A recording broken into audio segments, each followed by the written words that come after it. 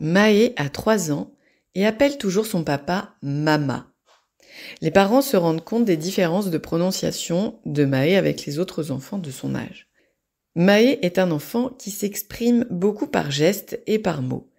Ses parents le comprennent presque toujours.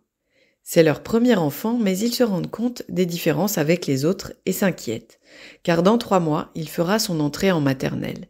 Il consulte donc un orthophoniste.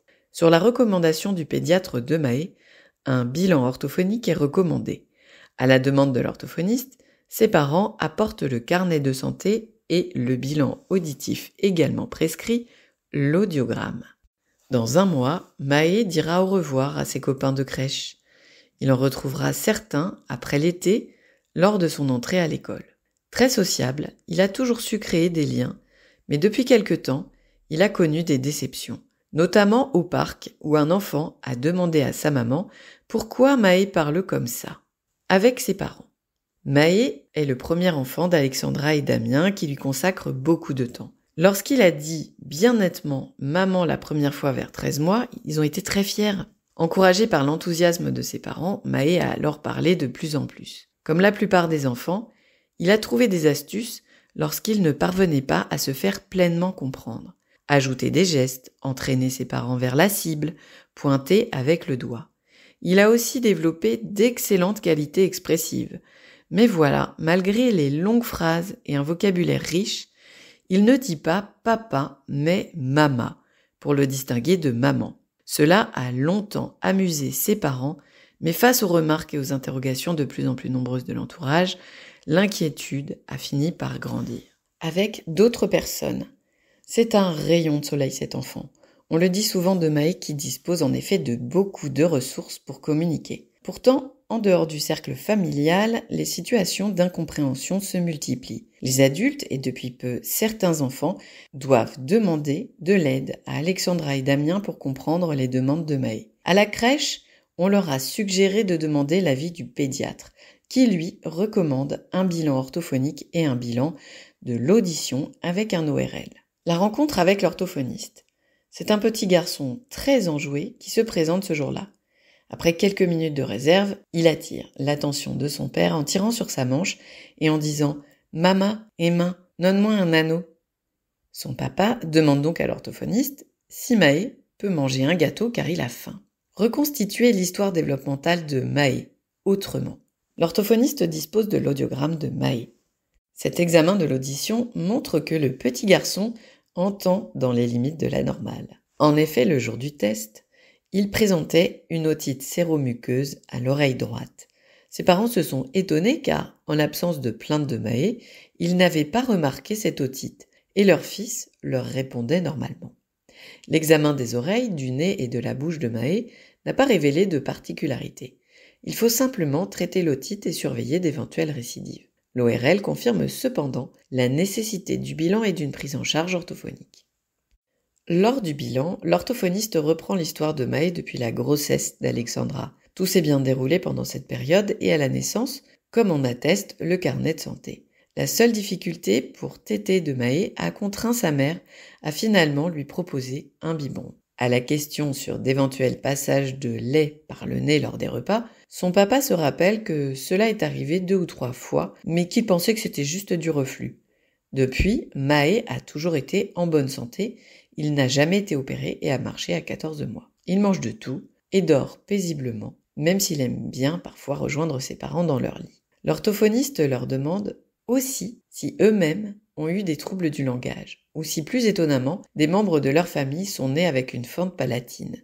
Damien se souvient simplement que son père avait parlé un jour d'un cousin qui avait été opéré de sa lèvre et avait dû être suivi assez longuement par un orthophoniste. Observez la cavité buccale de Mahé.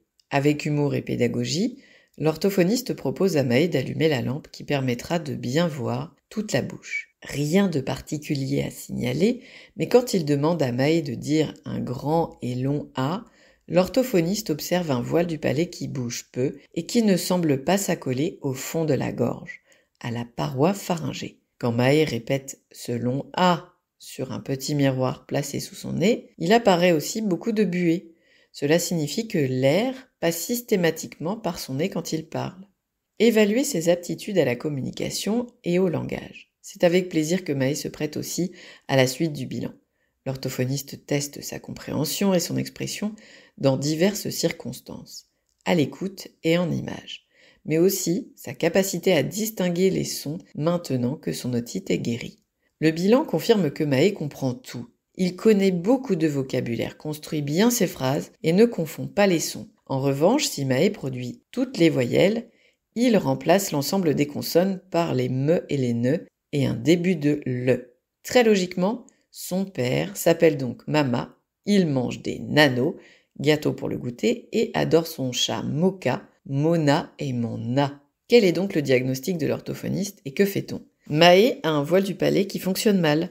Il souffre d'insuffisance vélaire. Cet ensemble de muscles situés au fond de la bouche et qui se termine par la luette, le petit grelot qu'on voit en ouvrant grand sa bouche. Cette luette ne se contracte pas assez.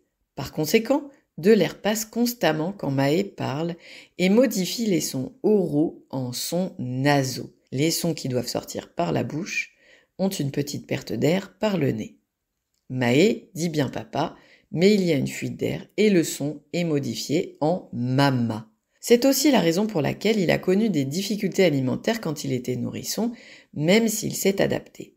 Enfin, cela explique aussi les otites séromuqueuses car le voile du palais contribue aussi à aérer l'oreille.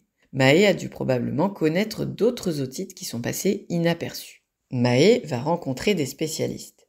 Dans la plupart des cas, les enfants présentant une insuffisance vélaire sont nés avec une fente palatine. Cependant, ce trouble existe aussi chez des patients sans fente ou bien présentant une fente dite sous-muqueuse. Dans ce dernier cas, le voile du palais et éventuellement aussi le palais osseux sont bien fermés quand on regarde dans la bouche. Pourtant, les muscles du voile sont mal positionnés et le palais osseux n'est pas totalement soudé. Cela peut être sans conséquence pour certaines personnes et très invalidant pour d'autres, comme Maë. Ce type de diagnostic doit absolument se faire dans un centre hospitalier labellisé. Les centres de référence et compétences MAFAS offrent aux patients et leurs familles des consultations par des experts des fentes, malformations et maladies rares de la cavité buccale. En orientant Maë et ses parents vers le centre le plus proche de leur domicile, l'orthophoniste est assuré qu'ils seront reçus par un chirurgien et un orthophoniste spécialisé. Ainsi, on connaîtra précisément l'origine de cette insuffisance vélaire et ce qui peut être proposé à Maë. Débuter un suivi orthophonique. Il arrive que seule la chirurgie puisse corriger significativement l'anatomie et le dysfonctionnement du voile du palais. Cependant, dans tous les cas, il est indispensable de débuter un suivi orthophonique. L'orthophoniste, en collaboration avec les parents de Maë, va débuter un travail sous forme de jeu autour de la mobilisation du voile du palais. Il est important que le petit garçon prenne conscience de cette partie très importante de sa bouche. Maë apprendra aussi à faire la différence entre le souffle nasal et le souffle buccal, et comment utiliser ce dernier pour produire de nouveaux sons et bientôt dire papa. S'il doit finalement être opéré, il aura donc bien été préparé et son orthophoniste l'accompagnera encore après la chirurgie pour en tirer les meilleurs bénéfices. Alexandra et Damien savent désormais que leur enfant se développe bien et que ses aptitudes au langage sont normales.